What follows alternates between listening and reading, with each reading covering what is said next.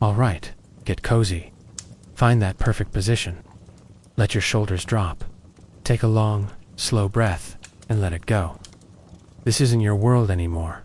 We're going far, far back, to a place where the air smells of warm sand, crushed herbs, and the distant breath of the Nile.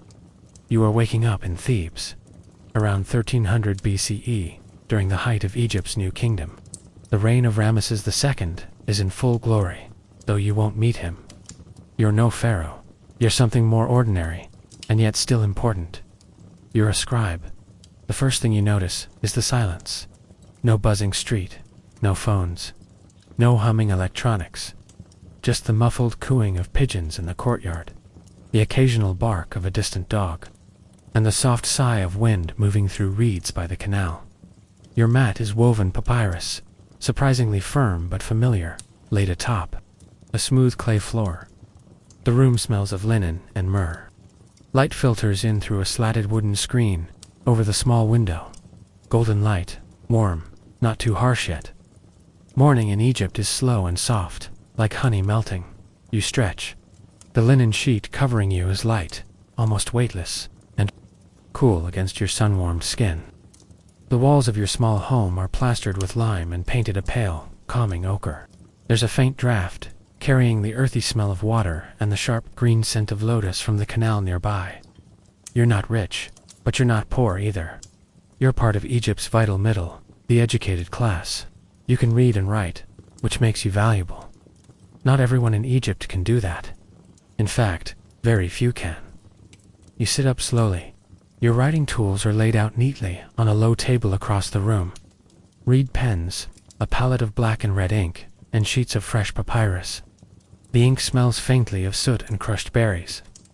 Your writing is precise, beautiful, the sacred. Geometry of hieroglyphs flowing from your hand like water down the Nile. You were trained in the House of Life, the scribe school attached to the temple. It took years of discipline. You copied prayers, spells, accounts, royal decrees. You learned to write the names of gods and kings without error. And now, you work for the Temple of Ammon, keeping records of grain offerings, dates of festivals, temple inventories. It's careful work, important work, work that keeps the divine order, ma'at, flowing smoothly. You rise, bare feet, meeting cool clay. There's no need for haste. Egypt doesn't rush.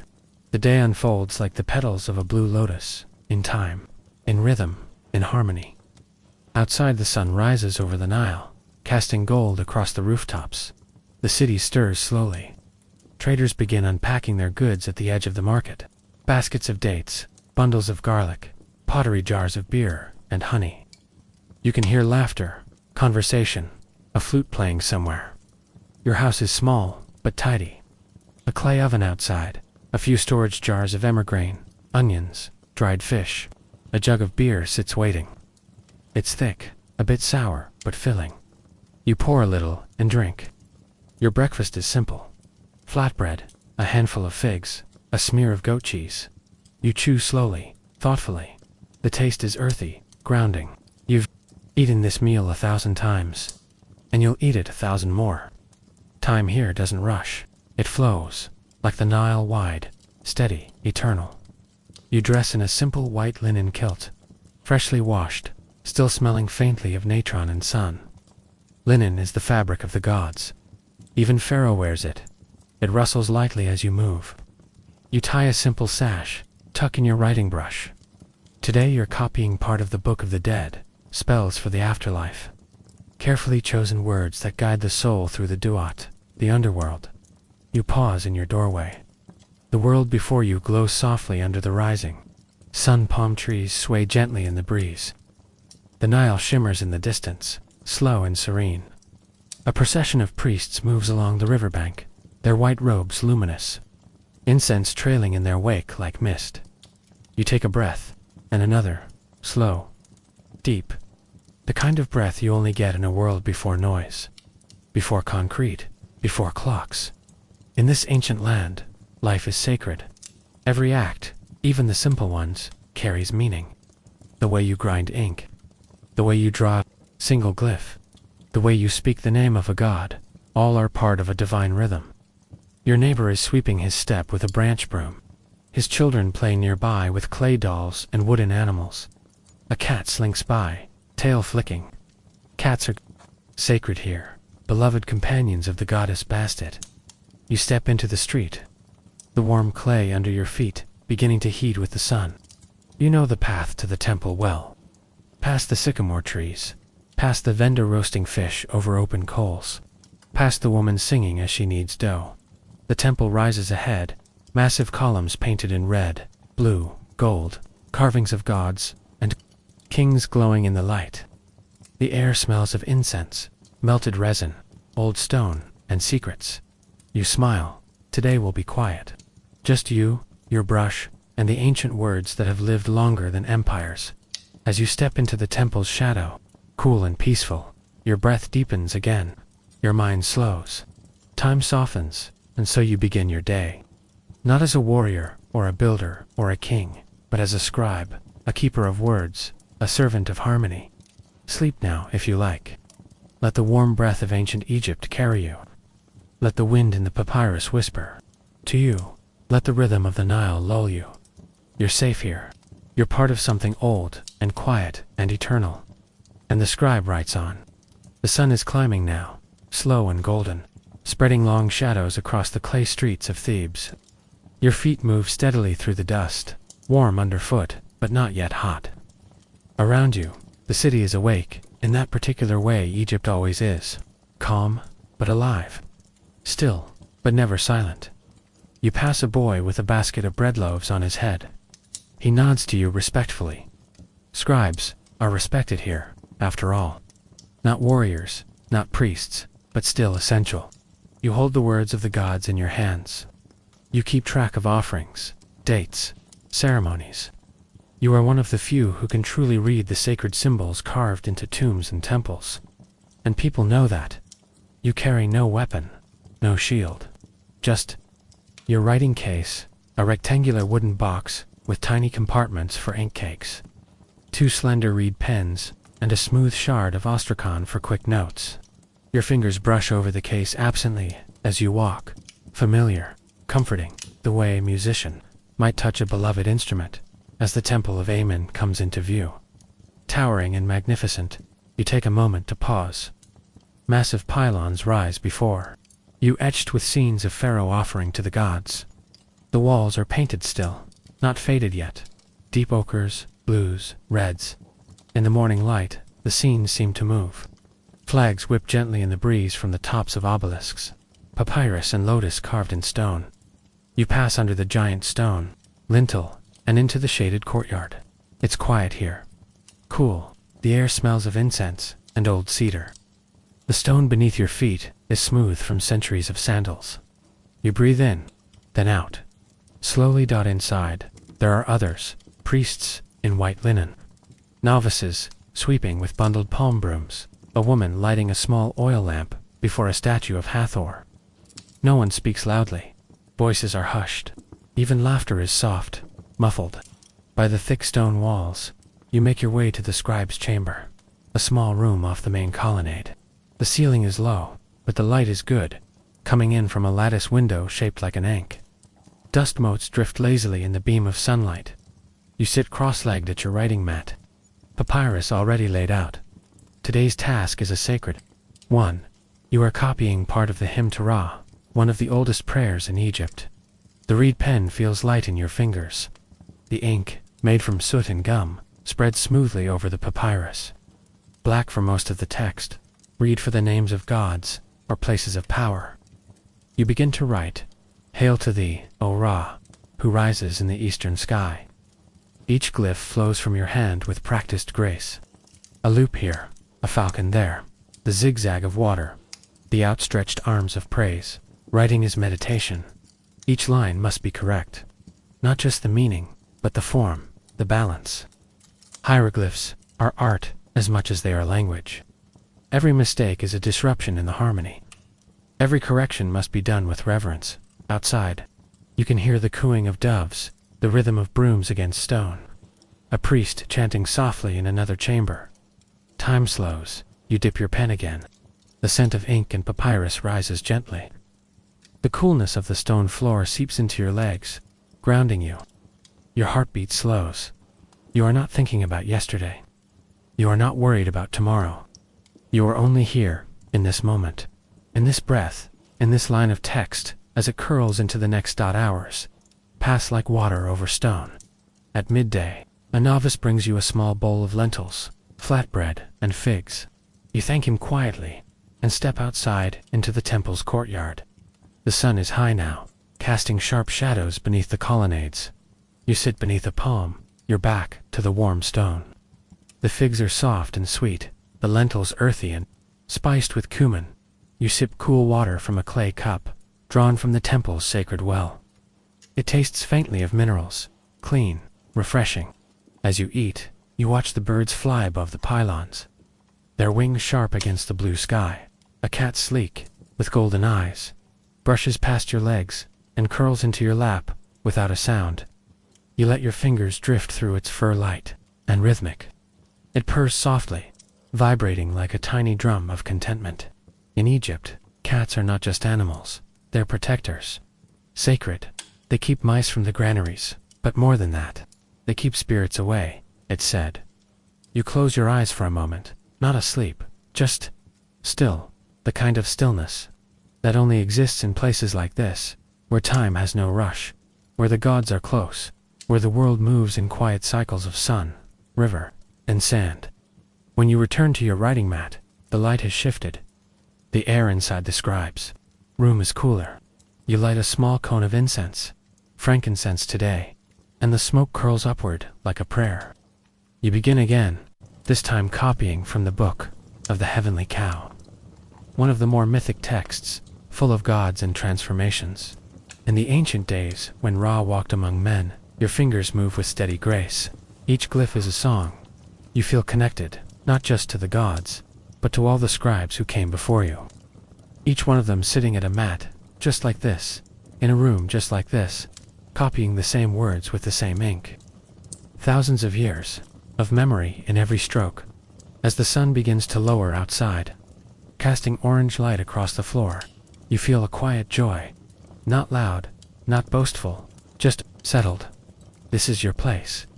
This is your part in the great dance. Not as a warrior, not as a noble, but as a scribe, a keeper of memory, a servant of balance. You gently roll up the scroll you've finished and place it in its wooden case. You clean your brushes. You smooth your mat. Every action is slow, gentle, no rush. Outside, the temple glows in the setting sun. You step back into the courtyard, birds circling above. A priest is singing softly near the sacred pool, his voice rising and falling like the river. The wind smells of papyrus and sunlight. You smile, and you walk slowly home. The sun is low now, slipping gently toward the horizon like a bronze coin dropping into water. The city of Thebes turns golden. Everything softens. The sharp sounds of morning and midday have faded, replaced by the murmurs of twilight. You step out of the temple compound. The heavy wooden doors creak shut behind you. You bow your head for a breath, a small gesture of thanks to Ammon, the hidden one. The air is warm against your skin, and the breeze from the river carries the scent of fresh water, crushed lotus, and baked earth. Your day as a scribe is over, but the evening has just begun. You walk slowly. There is no need to hurry. In Egypt, the day unwinds gently, like linen unraveling from a scroll. Every step stirs a little dust from the road.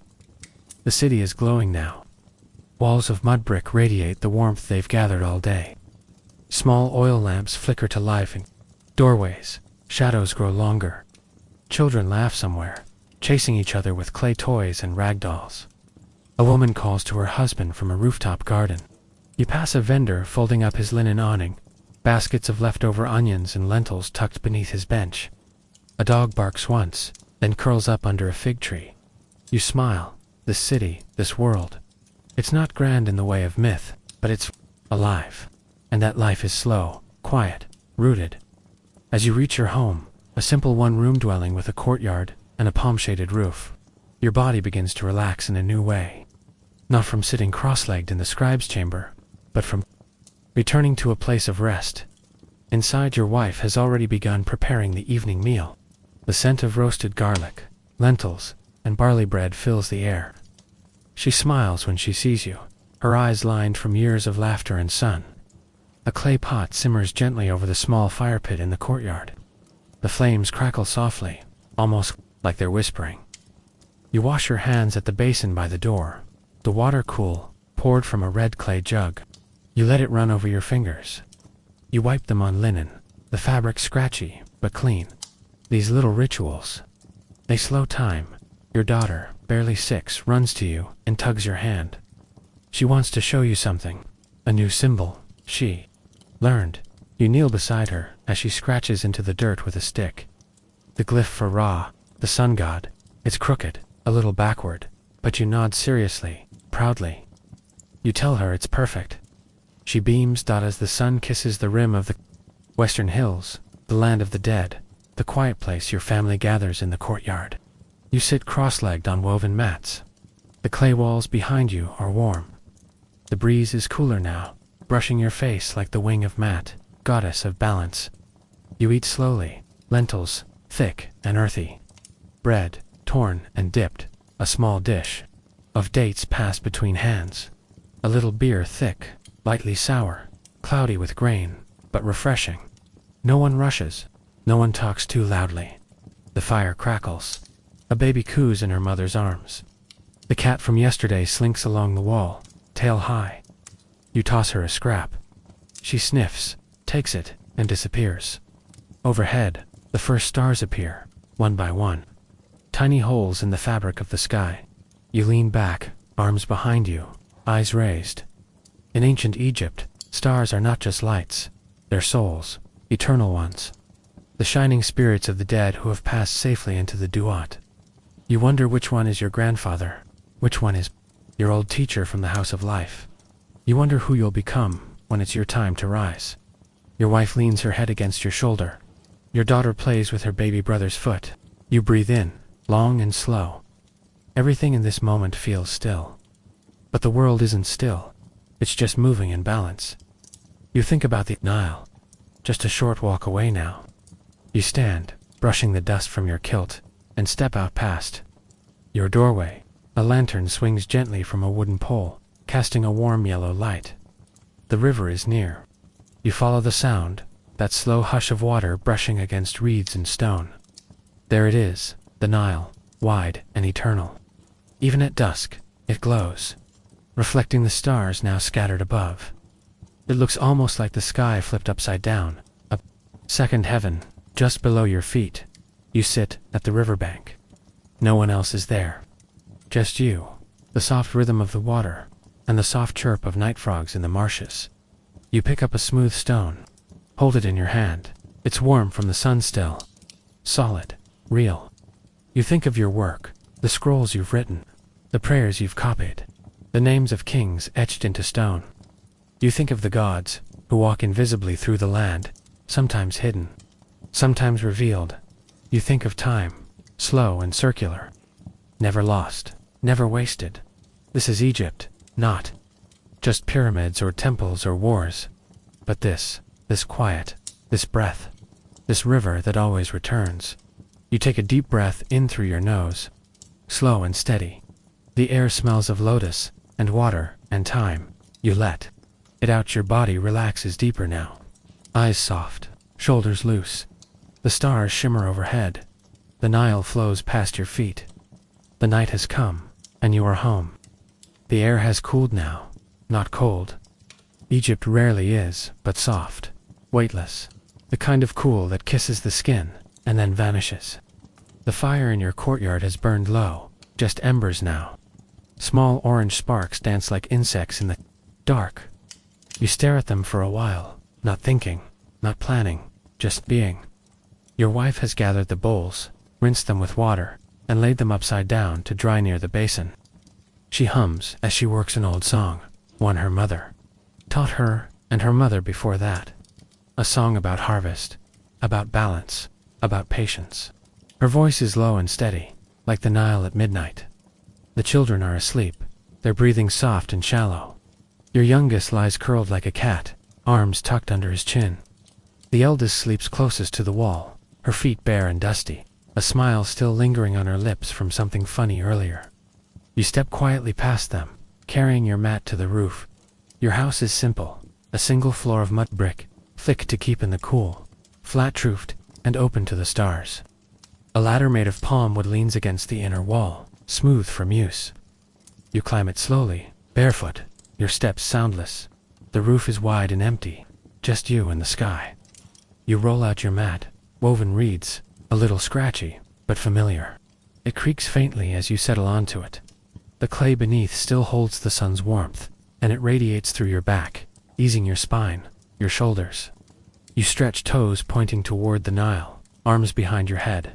A long, slow sigh escapes you, half breath, half surrender, above you. The sky is impossibly vast. In the city, you forget sometimes just how wide the sky is, but not here, not on the roof. Out here, the sky isn't just above you. It surrounds. You, stars, glimmer in endless patterns, millions of tiny blinking stories. You recognize some: the boat of Ra, the scorpion of Circuit, the falcon of Horus. The Milky Way stretches across the sky like a silver river, the Nile of the heavens. Egyptians call it the winding waterway, the path that the sun god Ra sails through each night, fending off darkness, chaos, and the great serpent Apep. You imagine him now, Ra, standing tall in his golden bark, spear in hand, flanked by other gods. Thoth at his side, wise and calm. Bastet behind him, her feline eyes glowing. Night is not just sleep in Egypt, it's a journey. Every night is a battle, and every dawn a victory. You let your eyes drift from star to star. The longer you look, the more you see. Faint ones, barely glowing. Pulsing ones, sharp like cold. Fire, they feel close here.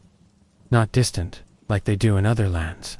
Close, like they're watching, like they remember you. You think of your ancestors, of your grandfather, who was a carpenter, of his mother, who baked bread for the temple, of the man whose name you still carry, though you never met him. A soldier, the family says, one who walked north with Pharaoh's army and never returned. They are all stars now, all souls in the sky. Egyptians call them Ak, the blessed dead, radiant ones. You murmur a few names under your breath. Names of the dead are never truly gone while someone still speaks them. You speak slowly, like you're brushing sand off a stone. Then silence again. The wind shifts. You hear the faint rustle of date palms outside the city, the distant call of a night heron along the Nile, the sleepy murmur of oxen somewhere down the street. The world has not stopped, it never does, but it has quieted, like the whole land has taken a breath and is holding it. You close your eyes, but your mind doesn't drift into dreams yet, not tonight. Instead, you think of the gods. They are everywhere in your life, in your world, not distant, not abstract, present, in the water, in the flame, in the wind. You've written their names more times than you can count, each one sacred. Osiris, god of the dead. Isis, the great mother. Anubis, jackal-headed protector of tombs. Hathor, with her sistrum and sweet voice. They are part of your alphabet, your calendar, your harvest, your home. You remember the story your teacher once told you. How the sky goddess Nut swallows the sun each evening and gives birth to it again every dawn. A myth, yes, but more than that, a rhythm, a cycle, an understanding of time that doesn't rush, that doesn't end, only repeats. It comforts you above you. Nut herself is spread across the heavens, her body arched in a graceful curve from horizon to horizon. Her belly is the sky. Her fingers and toes touch the four corners of the earth. You whisper a prayer to her, not for riches, not for power, just for balance, for peace in your home, for good sleep, for a safe journey through this night and the many nights to come. Your breath slows. The stars begin to blur slightly, not from clouds, but from the gentle weight of sleep tugging at the corners of your mind. You don't resist it. You let it come, like a slow tide, like the shadow of a bird drifting. Across the desert, you are not afraid. You are safe. The gods are watching. The stars are singing. The Nile is flowing. And you are just a man on a roof. In a quiet city, beneath a 1,000-year-old sky, your limbs grow heavy. Your breath becomes rhythm. Inhale, exhale. Inhale, the smell of warm stone. Exhale, the memory of papyrus ink. Inhale, the silence of the temple. Exhale, the dreams of your children. Safe below, your eyes close fully now, and behind them, a different sky begins to form. One made of gold and turquoise, filled with hieroglyphs that float like birds, temples that rise like mountains, a river that glows. The gods are there, waiting, and in your dream, you pick up your reed pen again, because even in sleep, a scribe writes on. You are asleep now, deeply, fully, peacefully. But in Egypt, sleep is not just rest. It is a crossing, a doorway, a thin thread between this world and the next, between the body and the soul, between Ra's boat and the winding shadows of the Duat. And tonight that thread stirs. It begins as a gentle breeze on your sleeping face, a breeze that doesn't exist in the waking world. It smells of myrrh, of blue lotus, and desert moonlight. It lifts you, not your body, but something lighter, something softer. You rise like mist over the Nile, still breathing, but not needing to, still dreaming, but not lost. You find yourself standing in a field of golden reeds. The sky above is strange, not dark, not light, but painted in twilight blues. The horizon ripples like water, and the stars, they pulse. You are barefoot, the reeds brush against your ankles. There is no path here, no road, just stillness. And then, a shape ahead, a man waits.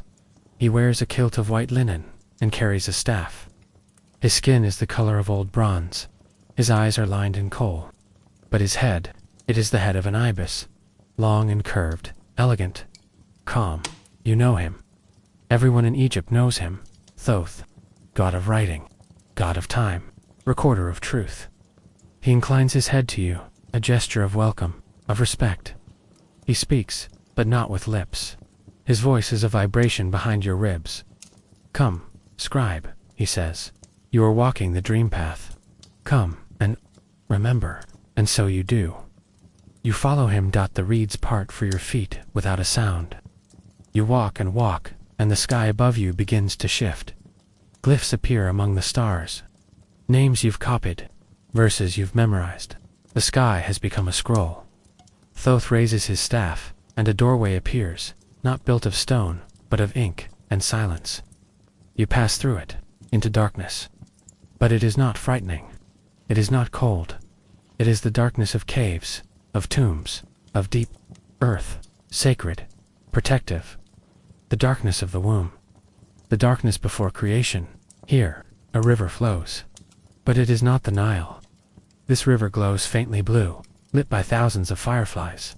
The water is smooth, silent.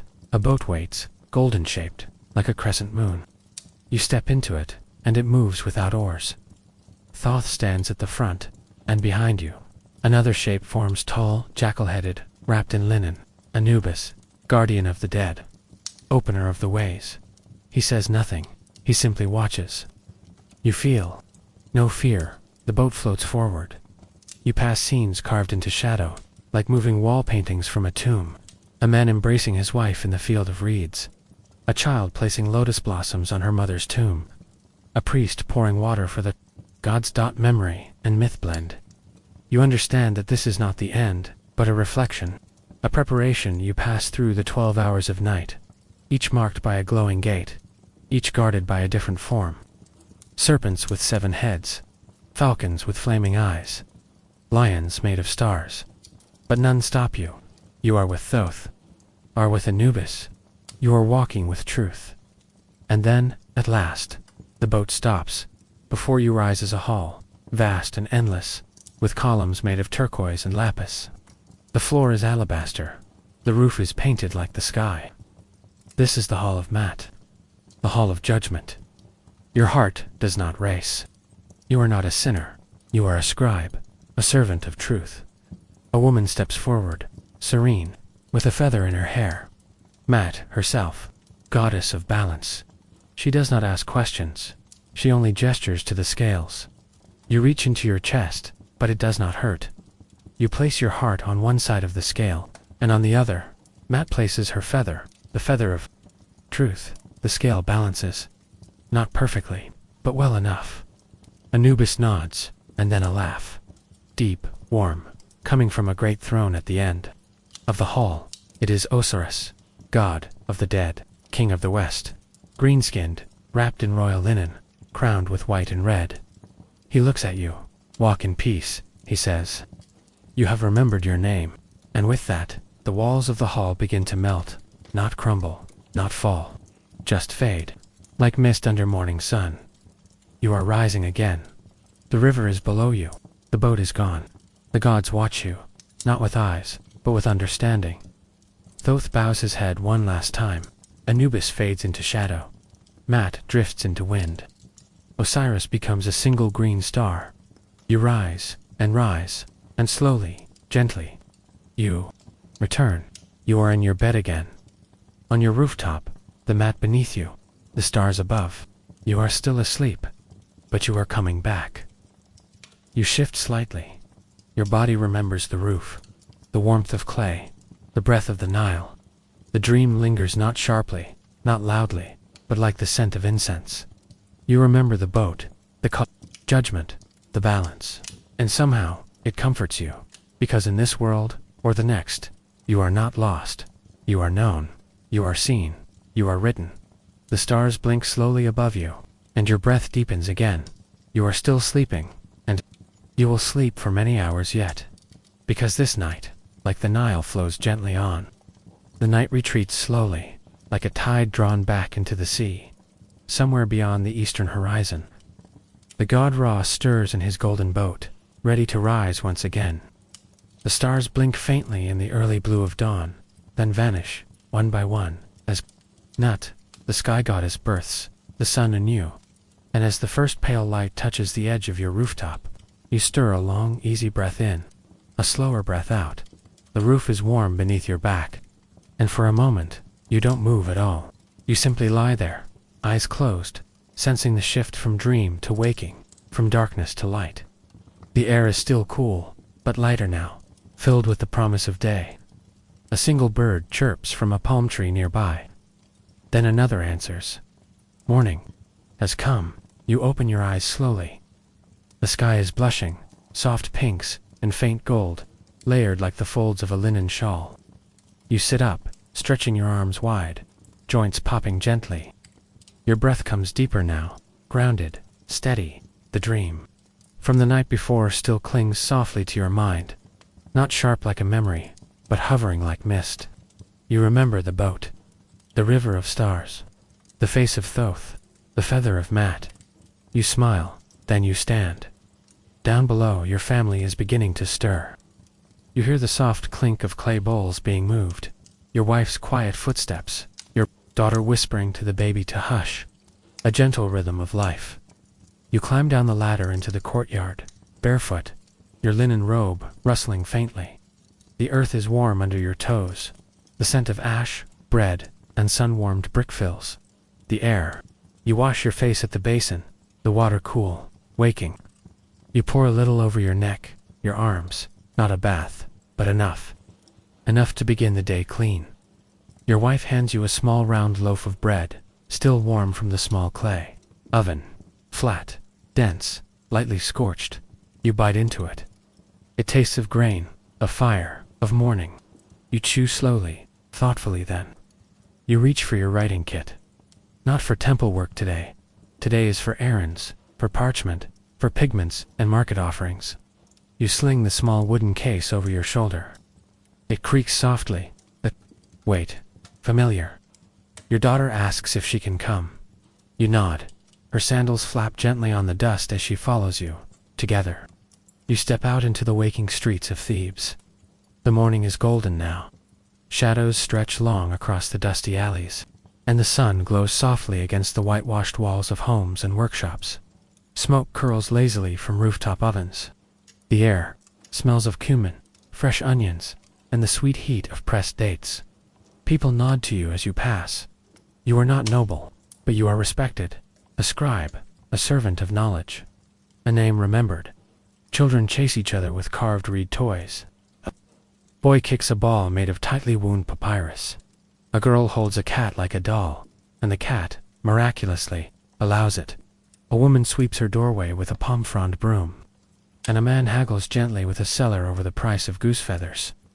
You and your daughter reach the edge of the marketplace here. The world awakens in full. The Theban market is alive, but not noisy, not chaotic. Egypt wakes slowly, rhythmically. Even commerce moves like the Nile, flowing but never frantic. Vendors are just setting up their stalls, laying out linen cloths, arranging baskets of lentils, onions and garlic. Clay jugs of beer rest in the shade. Spices lie in small open bowls. Ochre, deep red, powdered green. Their scents rise in the heat. Coriander, cinnamon, dried fenugreek. You buy a little ochre pigment for the temple scriptorium, bright and fine, made from powdered stone. You test it with your fingertip, satisfied. The vendor, an older man with hands stained from years of dye work, smiles as he wraps it in linen. For you, you nod your thanks. Your daughter tugs your hand. She wants to see the beadmaker. You walk slowly through the stalls.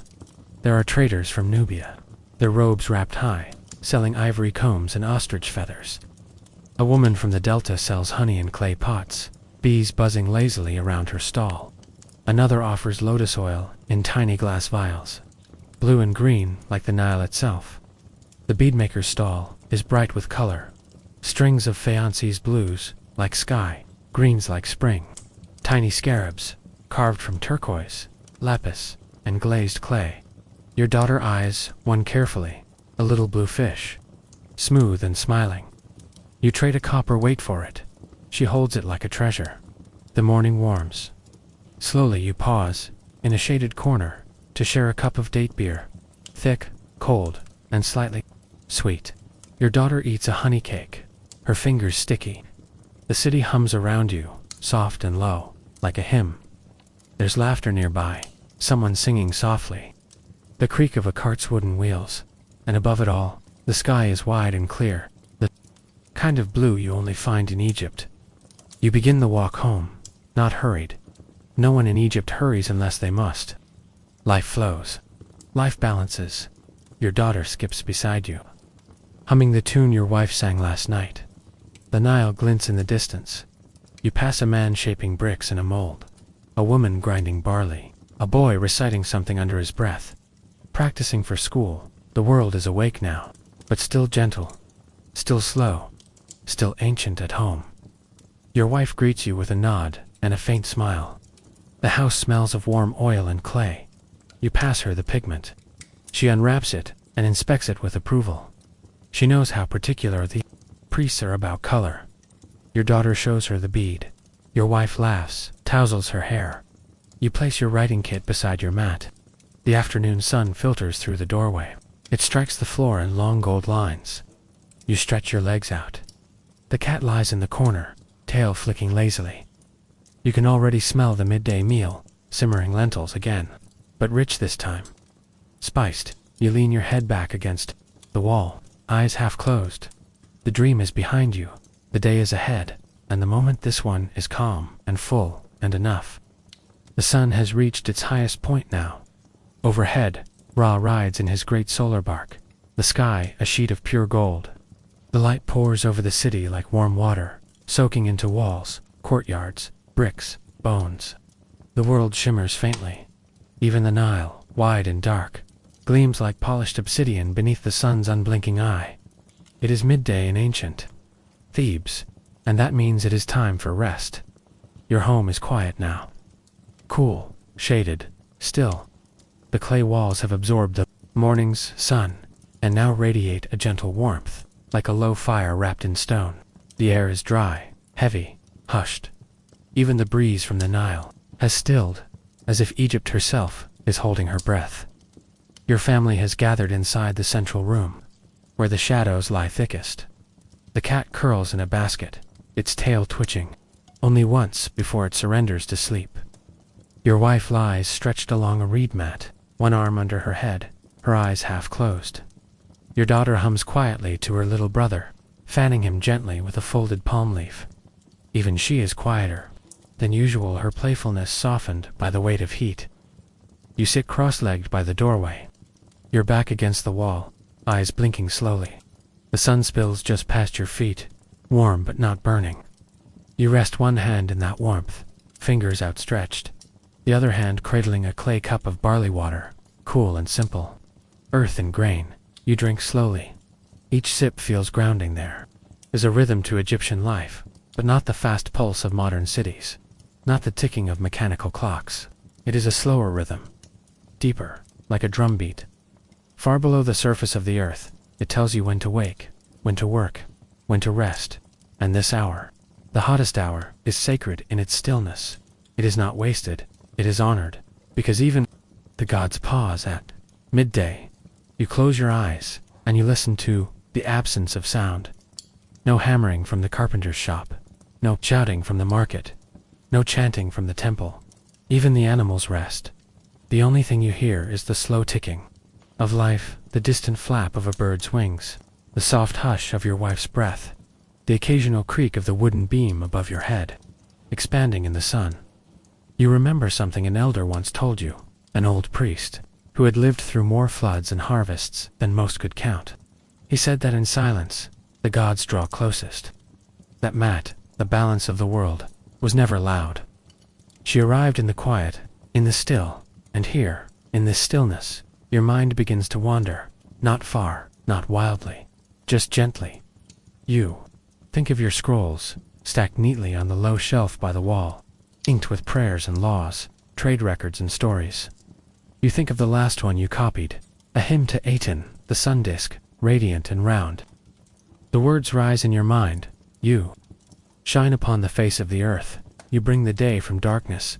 All creatures awaken at your touch. You mouth them silently, and they settle over you like linen.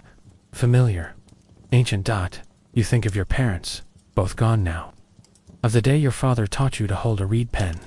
Of your mother braiding your hair on the morning you joined the house of life. Of the way they both stood so still when the temple priest accepted you. That memory glows in your chest. Not painful, just still warm. You draw your knees up and rest your head on them. The clay floor is cool beneath. You now. Time moves differently in the heat, slower, more fluid. You think of the flood season, a kit, when the Nile rises and the land drinks deep. Of how the city smells then, thick mud, wet papyrus, the first green shoots. Of how the children run barefoot through the silt, chasing frogs and laughing. Of how the priests walk the riverbanks in silence, watching the water swell and mark the new calendar. You think of the pharaoh, distant, radiant, unspoken, the living God. You've never seen him, but his name is everywhere, carved in temple stone, painted in gold, sealed on documents. You once copied a decree in his name, your hand trembling with care. You wonder what he's doing now in his palace with its painted ceilings, its lotus columns, its pools full of fish. Is he resting too? Is even the pharaoh subject to the sun's will? Surely no one outruns the rhythm of the Nile. Your daughter stirs and crawls over to your side. She doesn't say anything, just rests her head on your knee. Eyes closing, you stroke her hair, slow and steady. You hum a small tune, something your mother used to sing, with no words, just sound, a pattern, a comfort, a memory that is now yours to pass on. Outside, a fly buzzes once, then fades. Inside, everything is breath. Eventually, the day will move again. You will rise. You will sweep the courtyard. You will sharpen your pen, grind fresh pigment, check the clay tablets for cracks.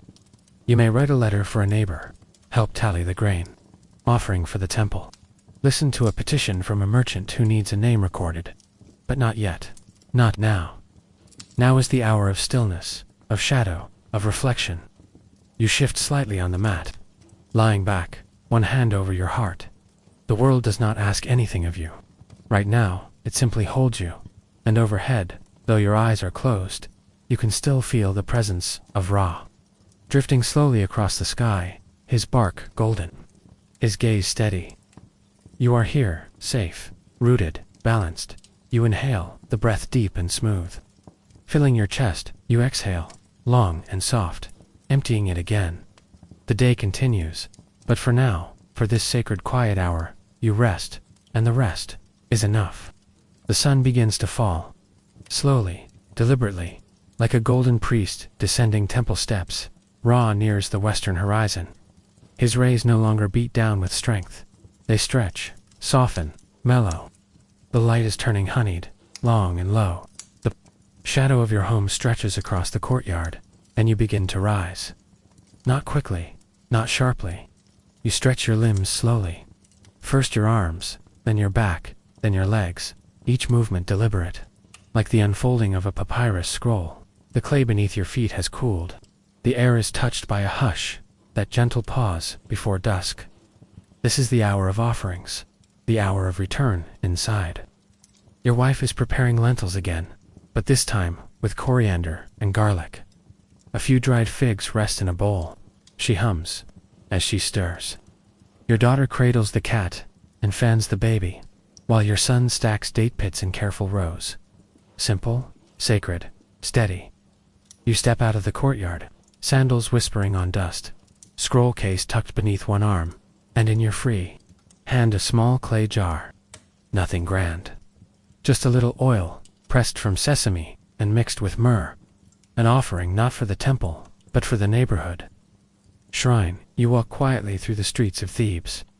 The sky is beginning to change again, from gold to rose, from rose to deepening violet.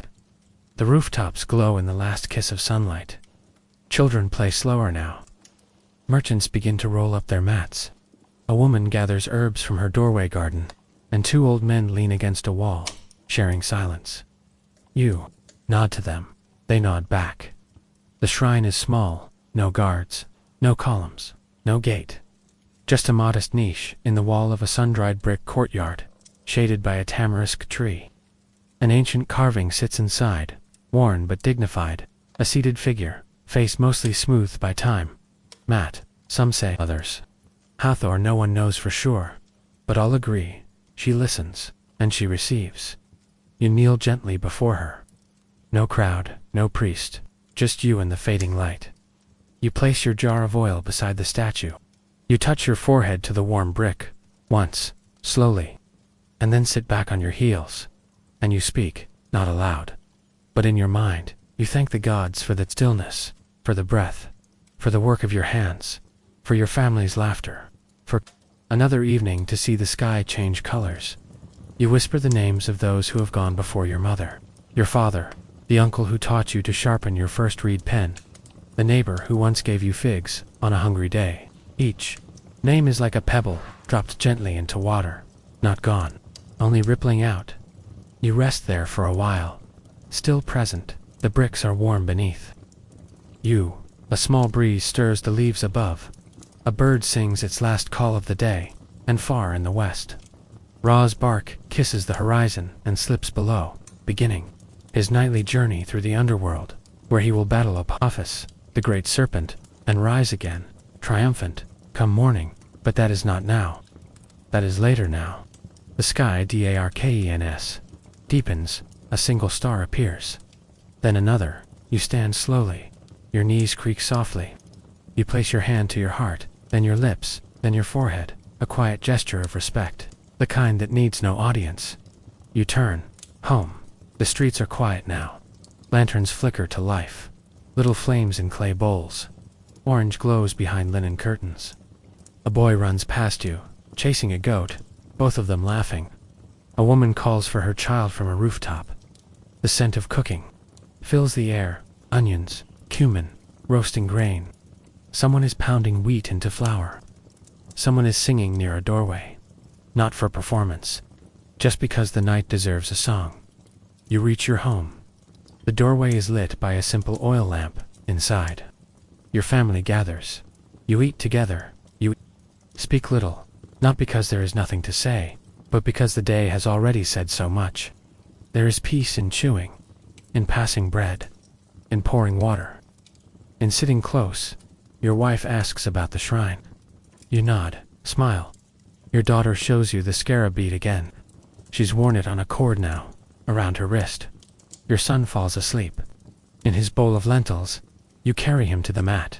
The night deepens, the city stills. and you climb the ladder to the roof once more, as you have every night. For as long as you can remember. You lie back against the mat. The stars have fully arrived, endless, patterned, remembered, above you. The sky tells stories of Isis weeping, of Set's jealousy, of Osiris reborn. You trace them with your finger, though no one watches. The stars blink, the wind brushes your face. A dog barks once. Then silence returns. You breathe deeply and let go. You are not rich, you are not powerful, but you are remembered. You are rooted. You are part of something vast, older than stone, softer than linen, steadier than time. You are Egyptian. You are enough. And this night, like the ones before it, flows gently on, sacred and slow. And you sleep beneath the stars, and the gods watch over you, always. The stars are fading now. One by one, they blink out in the growing light. Not hurried, not sudden, just fading like embers. After a long fire, the sky is soft with pre-dawn blue. The air is cool against your skin, and the rooftops of Thebes lie quiet beneath it all, still draped in night's last breath. You sit upright on your rooftop mat. Your back cracks gently as you stretch. Your muscles stir, but do not complain. You slept well dreamlessly, deeply, the kind of sleep that only comes when the day before was honest, and the night's silence was full. Today is different. You have been summoned. The temple needs you. You move without speaking, down the ladder, feet bare on baked brick. Your daughter still sleeps, curled like a lotus blossom, arms folded under her cheek. Your wife wakes just enough to hand you a small cloth-wrapped loaf and a flask of barley water. She does not ask why. She knows you kiss her forehead, then you step out into the dim, blue hush of the hour before dawn. The streets of Thebes are still empty. The city breathes in silence. Lanterns flicker softly in niches along the walls, their flames pale, cautious. A single rooster calls somewhere far off. A cart creaks faintly in the distance, but otherwise, it is just you. Your footsteps, the cloth of your robe, brushing against your ankles. The temple rising ahead, still shadowed, still sleeping, but waiting. You know its shape well. The pylons loom first, tall and silent, etched with stories older than your grandfather's grandfather. Beyond them, the open courtyard. Beyond that, the forest of columns. And deeper still, the sanctuary, where few ever walk. You stop just before the gate, and wait. The priest arrives without a sound. He is old, or maybe just worn. His face is smooth as linen. He nods to you and lifts the bar. Together, you push open the heavy wooden gate, and it groans with ancient weight. The temple breathes in, and you enter inside. The coolness wraps around you like water. The air smells of myrrh, burnt cedar, crushed lotus petals. The torchlight dances along the walls carved with gods and pharaohs, with offerings and blessings. Stories told in silence, captured in stone. Each symbol is precise, balanced, just like. Matt, you follow the priest into the house of life, the scriptorium. It is quiet here, but not empty. Two other scribes are already at their places, seated on low stools before polished wood tables. Oil lamps flicker at their sides. Each holds a reed pen between practiced fingers. Each moves like a wave, slow, fluid, unhurried. You join them. You unwrap your tools. Ink block, small water bowl, pen, a scroll of fresh papyrus. You breathe deeply, slowly. Then you begin. The scroll before you is a hymn, a sacred prayer to Thoth, Lord of wisdom, God of writing. The words are old, older than your temple, older than your city, but each time they are copied, they live again. You dip your pen in the ink. The black liquid clings to the tip like night itself, and you write. Not fast, not slow, just steadily. The sound is barely audible, the soft scratch of reed against papyrus, the occasional hush of breath, the movement of cloth. You lose track of time. There is no time here, only rhythm. You write, praise to you, great Jekudi, master of the divine tongue, who measured the heavens and counted the stars. Each symbol flows from the last. Each line is a river. Outside, The sun rises. Light spills into the courtyard, creeping in slow golden fingers along the polished floor. You see it arrive, but do not stop. Your pen continues its gentle journey. The words unfold like reeds along the Nile. You feel calm, centered, purposeful. This, you realize, is not work. It is devotion. When the scroll is complete, you gently roll it tithe with linen and pass it to the archivist. He takes it with bowed head. You return your tools to their pouch. Your hands are dark with ink, your back slightly sore, but your heart light. As you exit the temple, the city has awakened. Vendors begin setting up their baskets. Children run barefoot through alleys. Smoke curls up from hearths. The Nile glints in the light, and the world once again is moving. But you are still balanced, grounded. The words you've written echo faintly in your mind, not loudly, but steady, like footsteps in sand, like wind through stone. As you return home, your daughter runs to meet you, bead bracelet clinking softly. Your wife pours water over your ink-stained hands. Your son offers you a handful of dried dates, proud, and for a long moment, you sit among them, breathing the warm bread-scented air, the sounds of your household wrapping around you like a familiar linen shawl. You are not rich, you are not famous, but you are the memory keeper, the word weaver, the scribe, and your place in this eternal rhythm is secure. The sun has begun to descend again. Soft golden light stretches across the rooftops of Thebes. It glimmers on the Nile, rippling with calm, and sets the city aglow in hues of amber and rose. The heat has gentled, the wind has returned, and something stirs in the air, not hurried, not loud, but full of meaning. Tonight is sacred. Tonight is the festival of Hapi, god of the Nile, the bringer of floods of life, of blessing, and all of Egypt. Pauses to honor him. Your wife has been preparing since morning. She braided garlands of blue lotus and green reeds, threading them with amulets shaped like fish, papyrus, frogs. Your daughter gathered shells and river-polished stones. Your son helped press oil into tiny clay cups, setting each one with a wick of linen twist. You have written a prayer, short, rhythmic, soft. Now the sun dips lower, and together, as a family, you begin to walk. The streets are full, but not chaotic. Everyone moves slowly, with reverence. Neighbors nod as you pass, carrying bundles of flowers, jars of honey, fresh-cut herbs. Children skip ahead with laughter like flutes. Elders walk with staffs, wrapped in white linen. Ahead, the river waits dark and deep and wide, and beside it, hundreds gather.